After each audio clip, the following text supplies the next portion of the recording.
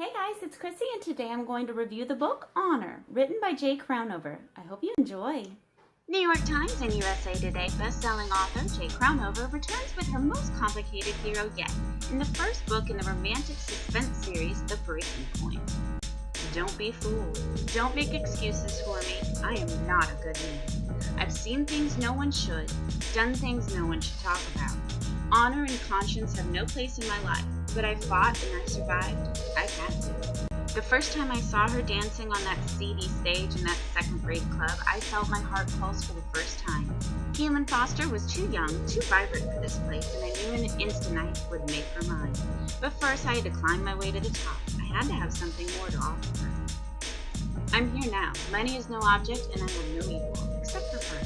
She's disappeared, but don't worry, I'll find her and claim her. She will be mine. Like I said, don't be fooled. I'm not the devil in disguise. I'm the one standing front and center. To review this book, I have asked my very special guest to join me. Please welcome my book bestie, Mel.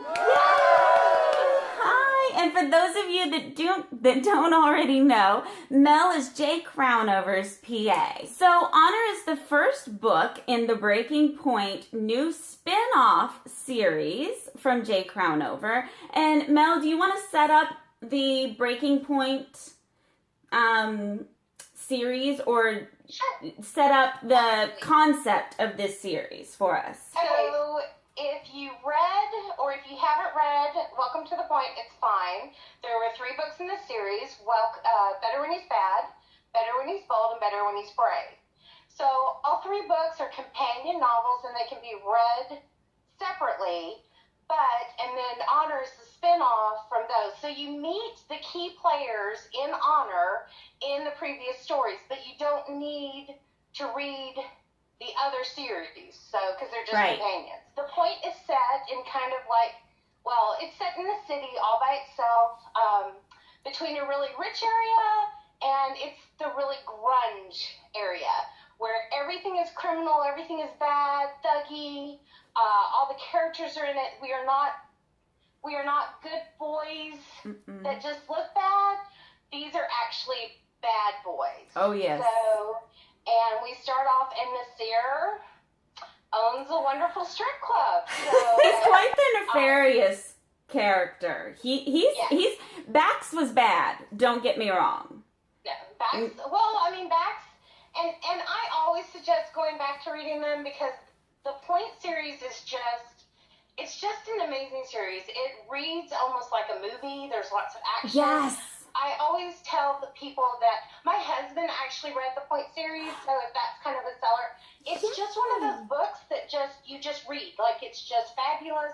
There's romance, there's cars, there's mystery, surprises, suspense, and it's gritty. It's not gritty, meaning there's a whole bunch of triggers or raw stuff that, trigger a lot of people. It's kind of a dark story. Dark meaning that the characters are not run-of-the-mill sweet people. These guys have major history. They've been in jail. Tough crowd. Our hero in this book, that's not the devil, Nasir. The devil, but he came from the worst background of any person in the Point. He came from the Middle East, and he came from a very treacherous upbringing. So when the Point is a step up from where you've been, it's bad. Breaking Point, the beginning of the Breaking Point, it's okay for you to read this book without finishing the Point series, or even if you have read none of the books from the Welcome to the Point, you're totally going to understand everything that's going on in Honor. Wouldn't you agree? Absolutely. Everything is explained. They are complete standalone books. And so Honor is kind of a spin-off from Welcome to the Point. They stand on their own. In my personal opinion, if you've never read any of the Point books, and I know a lot of our Crownover crowd girls still have not started the Point, if they were to read Honor, I think they would immediately go back and start the Point books. I think they would absolutely want to devour all of it. So I have a very special place in my heart for all of Marchman Boys. I love them. I think they're fantastic. I think that it changed the way new adult was thought about. I think that Jay is definitely one of those authors that did that brought new adult back to the forefront. And Honor, honestly, I mean, I always say this, and it's true, and I say it with every book, that Jay's writing just gets better and better. Honor, I don't know, there's just something about it that it is just, honestly, it's like blown every book out of the water. It's my favorite book. And I don't reread books. Honor is one that I have reread like 3 or 4 times because it is just fabulous. I mean, I love everything about it. All the tension, all how, you know, he's such a rough guy, but yet there's just something about him. Him with Key is just, it just blows my mind. I love Honor. And so they are absolutely the match made in heaven and lit in hell. That sentence was written about these two characters. Jay Crownover embodied that saying with these two characters, in my opinion. I want to say that I have an inner Kylan. Like, I think she's, you know, because most people see me, you know, bubbly and happy, and I am. I truly am. And obviously I'm a mother and a wife and zero bad girl in me. But then I want to say that I have an inner Kylan in me, you know? There's just a strength about her. There's just such a strength about her that comes through. And, you know, I mean, to deal with, I mean, there's a Pep. I mean, we've talked about that. You know, he owns a nightclub, and you learn more about the nightclub and how he's growing something that he can make a lot of money in. But yet there's something about him that's decent. And, you know, even though he's this bad guy, he's like the decent bad guy. He's endearing. And he's not kind, and he's not nice, and he's, you know, got a lot going on. But with her, it's different. And I think that that's what we all crave. You know, we want to be that bad girl. We want to be a little bit of the slut in the bedroom, and, you know, which is absolutely perfectly fine, because I'm a good girl too. But, you know, sometimes you got to let the bad out. And, you know, and she knows she is just so graceful about it. She owns who she is. And I think that that's what I loved the most about her, is she owns who she is. All of it. Good, bad, and ugly. Yeah. She owns it. She has no apologies for who she is, where she came from, and where she's going. Something that, honestly, everyone should strive to be, what she has inside of her to say, look, this is where I've been, and I've been in your shoes, but I'm going to help you be better. And she honestly did that with Nasir, too. Like, she was his Jiminy Cricket. Yes, and you'll get the reference. I mean, yes, I mean, definitely. And Nasir just, when he wants something, he gets it. And, you know, I was kind of worried about that because, you know, I think we've all read books before where the guy's a bad guy and he kind of underhanded, and you want to love him, and you wind up do love him, and he makes amends. But with Nasir, there's no amends made. No. Like, he is exactly who he says. He's not underhanded. He's straightforward. He tells you exactly what he wants, and he tells you how he's going to get it, and he does. From the point books to what I had been reading, you know, we've been warned, especially for all of our crowdies. You guys know, we've been warned that the devil is coming. Right. And let me know if this is a spoiler or not, because I'll edit it out. But if you're expecting this book to be a book where you read and watch the main character change into a different person, wrong book. I'm sorry.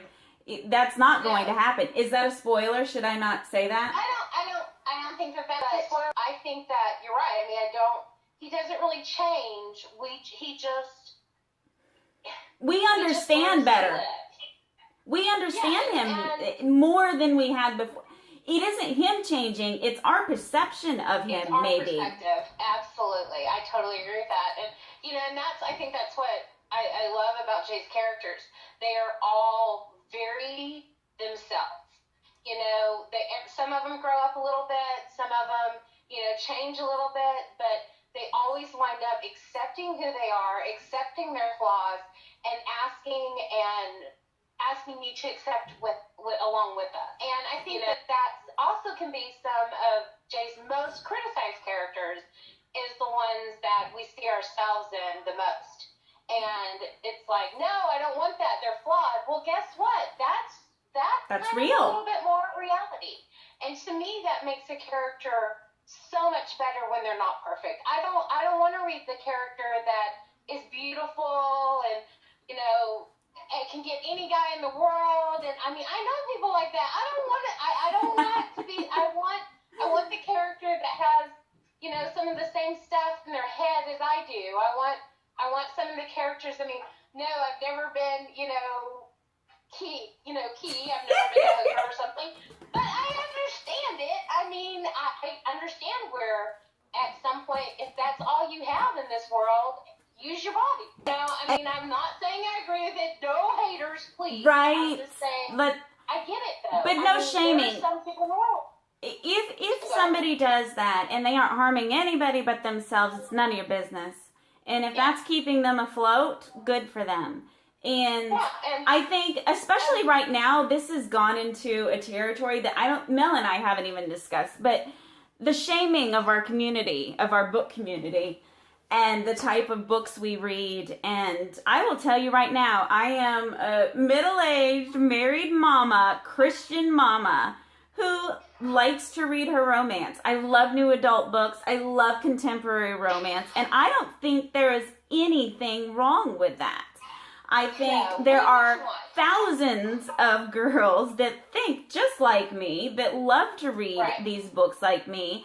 And I think for anybody to shame anyone else for what they read or what they do in their own life is ridiculous. Let's be nice to each other. Let's lift each other up, not down. And we need, we need more acceptance in this world. And, and I think that's what once again, everyone has different opinions. And you are entitled to your opinion, especially here in the United States. We talk about, our amendments and our Constitution and how we have the right. And yeah, we do. And with all the election going on and all the political stuff that's been crazy, and it doesn't matter if you're one way or right wing, left wing, whatever. That doesn't matter. What matters is that just to accept that you have the right to feel and think the way you do, but accept that others also do. Absolutely. And shaming and putting someone down. I mean, look, I was reading Harlequin I would sneak Harlequin. My grandma read Harlequin. She had stats. Just read. I don't care what you read. Read its power. Words are knowledge. And it doesn't matter what you're reading. I mean, just read. But romance, people forget, but romance is one of the top selling genres of, this country. I mean, okay, it's not just you reading it in your bathroom, I mean, we're all reading, 50 Shades, look at 50 Shades, I mean, she's Maurice, how many millions of copies did that sell? There's a reason, it wasn't just because, it was 50 Shades and we all look great, but still, I mean, I don't care what it was that brought you back to reading, or if you never picked up a book, but if you're reading, I'm thrilled. Mel, tell us what's coming up next for Jay. What's coming up in the future for Miss Crownover? Okay, so Honor comes out Tuesday, so go and buy it. You will not regret it. And then Riveted, which is Saints of Denver series, the next book in the Saints of Denver. You had Level, Built, Charged, and then now you're going to have Riveted. And so Riveted comes out February 14th. I have to look at my notes. I have to cheat. February 14th of 2017. And then Avenged, which is a novella, is the Lillian Hart spinoff. That she got a whole bunch of author friends together, and they're all writing the Mackenzie series, like a little thing. So that is coming out on March 21st. So you're going to get Riveted, and you'll turn around, and the next month you'll get Avenged. And then Savaged is coming out, which is the next one in the Saints of Denver series. Savaged is coming out June 20th. So we've got 2 more for the Saints of Denver coming out. When are we are we done with the point? Was the breaking point the end, or are we going to see anything from Booker maybe? Well, it's in the works, so we don't have any dates. You know, I always have the same answer, and Jay does too, and most of you Crownies know the answer. If you have seen a character in the books that make a significant dent in your brain, the likelihood that they're going to get a book is pretty great. So, Mel, I want to thank you so much for doing this for me, for agreeing to do this. I absolutely adore you, and I want to thank Jay too for allowing you to do this. Mel and I are super close friends, and I don't ever want to take advantage of her job.